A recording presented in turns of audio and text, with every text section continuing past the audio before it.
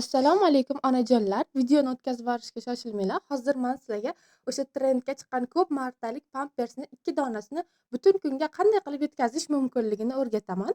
Bu o'sha hozirgi kunda trend bo'layotgan ko'p martalik pampers. Uni razmerlarini farzandingizga moslab olishingiz uchun mana shunday o'zini tugmachalari bo'ladi.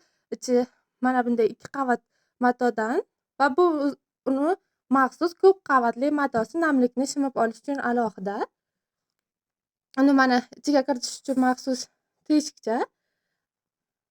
Buni bunday kirgizib joylab olib, ko'pchilik mana shunday ishlatish mumkin.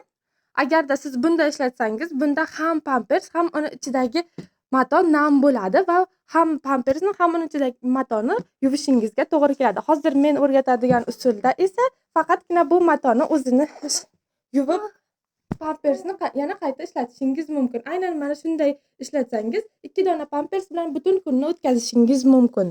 Obuna bo'lib qo'ying. Videoning ikkinchi qismida undan ham zo'r layf hakini o'rgataman.